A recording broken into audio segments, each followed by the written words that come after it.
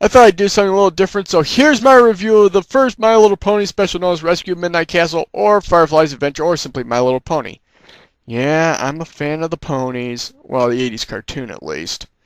Anyway, Rescue Midnight Castle was My Little Pony's first appearance on television as a primetime special in 1984, written by George Arthur Bloom, who wrote, among other things, the Transformers pilot that aired that same year. Faced with a franchise based on ornamental animals, the patent says, My Little Pony show was made as a fantasy about the peaceful ponies of Dream Valley. They loved nothing more than to live in peace and enjoy life, which is what we get during the opening sequence as they frolic and play. We're also introduced to our main heroine, Firefly, voiced by Sandy Duncan, who quickly establishes what she's all about. Inside-out flute! But it's dangerous, Firefly! Danger is my life, Deadly! Firefly! Look out! That's some life. But we wouldn't have that much of a show if things stayed all peaceful now, would we? Out of nowhere, a storm blows in, which signals the appearance of the Stratodons. They're there to abduct ponies, and in a battle between little ponies and dragons the size of 4 excursions, it's easy to guess dragons win. They take 2 ponies while the others escape to cover. Scorpion, a mutant hellbeast riding one of them, declares that this is the only beginning as Tirak, the master of Midnight Castle, will have them all. Firefly decides to not take the city now and flies off to get help. No! Come back! It's too dangerous! Firefly!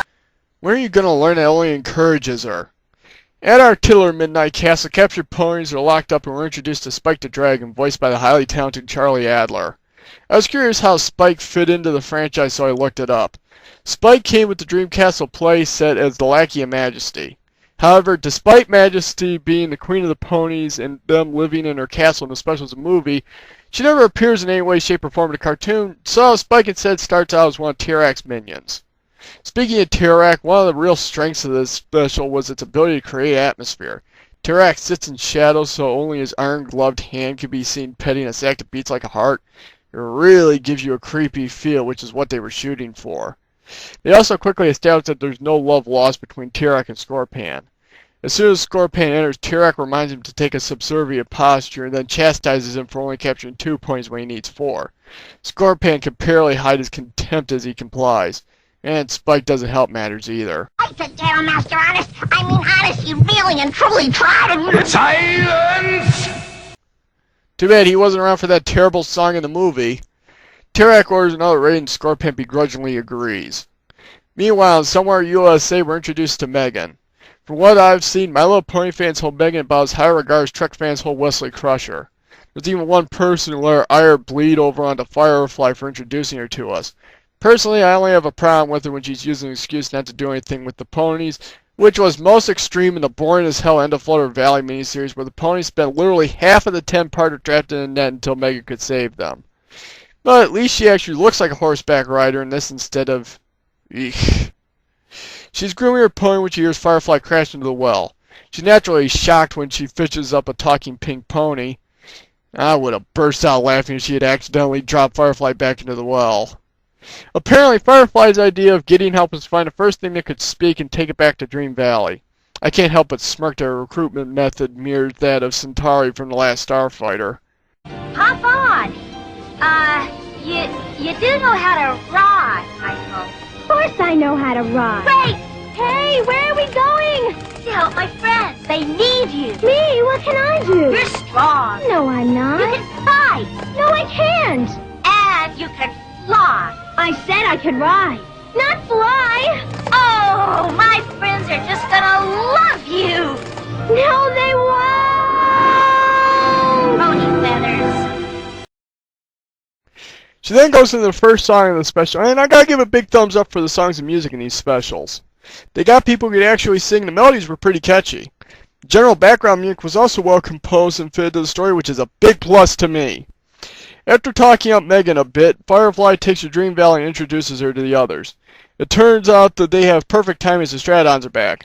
Megan shows just how much of a help she'll be by being the first one captured. Way to pick 'em, Firefly. The Stratodons grab 2 more ponies while Firefly tries to save Megan. However, it's actually Scorpion who saves her when she falls. He tells her to get lost and she unleashes her most powerful weapon upon him, her sharp tongue as she calls him a monster. Yeah, I'll bet that'll sting his ego for a good 10 seconds. It should also be noted that they lost 2 ponies without Megan and 2 ponies with her. You're a real help. With Plan A, get help a bust, they're going to have to figure out a Plan B. But first, we're going to get to what everyone loves about this episode. Silence!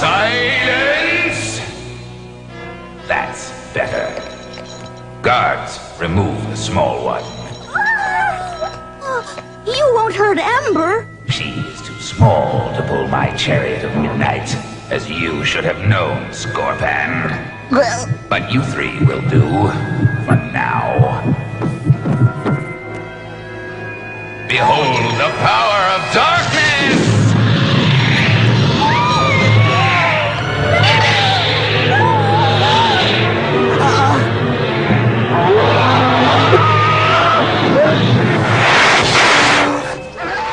What's happened to my friends? They belong to me now. And Scorpan, if by midnight I do not have a 4th pony, a head will roll. His. Wait, did T-Rex just threaten to behead Spike? If by midnight I do not have a 4th pony, a head will roll. His. Damn. Back with our heroines, you're going to seek the advice of the Moon Chick. However, that means crossing your typical old rickety rope bridge on the way to his mushroom. Applejack says it doesn't look all that safe when the others tell her that it's fine. She falls into the rapids below, and Megan decides to help her make up for her fail against the Stratodons. However, both end up being dragged under and eaten by a giant clam. Once again, Megan is a real help on this one. Actually, the clam creates an air bubble around them as they've been saved by the sea ponies. The sea ponies then go into a big musical number, which is personally my favorite song of the franchise. Perhaps it's because I love things that take place underwater that aren't the Sea Kingdom of the second season of Sea Quest, or perhaps it's because the voices, the melody, and animation were all great here. Whatever the case, I thought this number was great. Just listen to that tune. Shoo-be-doo, shoop-shoop-be-doo. Are you sinking fast? Handsome, nasty sharks. Feeling like all hope is gone and washed up all the rocks. Washed up all the rocks. Shoo-be-doo, shoop-shoop-be-doo. Call upon the sea ponies when you're in distress. Helpful as can be, ponies simply signal SOS. If your rider rides upon the seaweed balls to count, count upon the sea ponies, they'll see you. Yeah, sea ponies, simply signal SOS. Signal SOS. Sea ponies, simply signal SOS. Signal SOS. After completing their number, the sea ponies bring them back to the surface and give them a signal shell for if they ever need their help again. Our heroines press on and finally reach the mushroom ramp and meet the Moon Chick, played by Tony Randall. Without any of them asking, he gives them the 411 about what's going on. T-Rex is abducting the ponies and mutating them to pull his chariot of midnight, which allow him to bring about the night that never ends. A funny gag here is that he takes off his head and the elf ears are actually part of the head as he has normal human ears. Unfortunately, this isn't true about him in later appearances, which is a real shame. Anyway, he says that they need to steal T-Rex's rainbow of darkness, all the while he's looking for a piece of the rainbow of light which can counteract the rainbow of darkness. This leads into yet another song as he starts tearing his place apart searching for it. It should be noted that the specials were made into 2 parts to bring the My Little Pony show up to the syndication quota. That meant that they had to cut for time as they had to add the opening and closing of the series both times, as well as a little in the last episode blurb in the second part. Also, 1 song had to be dropped because the formula was 1 song per episode and the specials both had 3. It was this song that was dropped from Midnight Castle, and the joke was they had too many mushrooms on screen. Whatever the case, it's not on the DVD version, as the series version was what was put on disc. After singing and searching, it turns out Habit the Rabbit had it.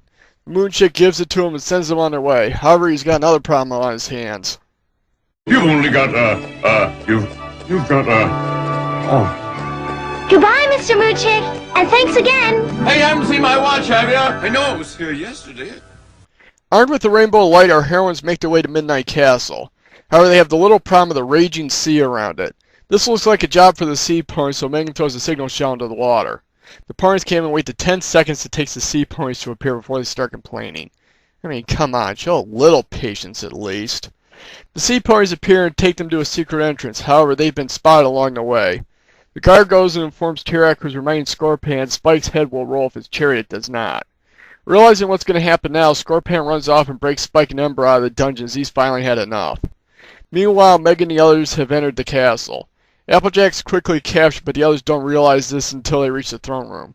Way to look out for each other, ladies. T-Rex does his thing to Applejack, and he now has his 4 ponies, or dragon ponies. Scorpion barges in and starts kicking some ass so the ponies can escape, but T-Rex channels his inner Kool-Aid man. Oh yeah! He begins his incantation when Scorpion tries to stop him. However, T-Rex whacks him with his man purse and sends him to the ground, ending that. Firefly tries her trick and she and Megan knock the bag away. The ponies start playing keep away until Firefly ends up with it and tries to escape. However, she hits a Stratodon. T-Rex gets it again. The game is over, little ponies. The power is mine! Wow, Captain Planet hasn't even been made yet and they're already making fun of it. Megan finally figures out how to be useful and uses those opposable thumbs to release a rainbow of light. Unfortunately, it's on the puny side and T-Rex sends a rainbow of darkness on it like a Rottweiler on a Pekingese. However, this is one hungry Pekingese as the rainbow of light absorbs the rainbow of darkness and proceeds to kick T-Rex's ass. Yeah! Taste the rainbow, bitch! T-Rex goes boom and everything returns to its natural state. Its minions turn into birds and butterflies, Midnight Castle turns into a field, the ponies turn back into themselves, and Scorpion turns into a young version of the Burger King King. Spike is still Spike, however, as he says he's always been a baby dragon. Having spent so much time with the prince formerly known as Scorpion and having been saved by him, it's natural that he would go live with the ponies. Firefly takes Megan home, and the end. Rescue of Midnight Castle has become a fan favorite over the years. It managed to tell a dark story without going grim. While it had the ponies facing a terrible and menacing foe, it never became a downer with plenty of fun and excitement throughout. Seeing the ponies turn into dragons was a real eye-popper and was an overall fun half-hour of television. Even today as an adult I enjoyed watching it. Like with many pilots, there would be changes going forward, however. Aside from Spike, Megan, and the Moon Chick, the characters in the special would never be seen on television again. However, the most obvious change would be in the animation style. The design of this special was done by the same people who designed the Dungeons & Dragons cartoon, but they wouldn't be a part of any My Little Pony media afterward. Going forward, the ponies would be drawn to more cartoonish style people were more familiar with from the next special of the movies in the series. The tone was also light, and as censors tend to frown upon threats to behead babies. However, the general idea of what My Little Pony would be going forward was set. The ponies would face various perils that would come their way instead of a constant threat in a us versus them conflict like in Transformers and G.I. Joe, and the show would be a fantasy series which fits the source material very well. While Transformers went immediately to a series, My Little Pony took a more conservative route due to the small pool of characters available at that time. The tape of Rescue of Midnight Castle had a teaser for another special that would feature the Rainbow Ponies that came out in 1984, but it would never be released if it was even made. Instead, there would be a special the following year that would feature a new batch of ponies facing a Catwoman addicted to smack. I kid you not about the last bit. I'd review that too, but getting the unedited version in good quality would probably be an absolute bitch.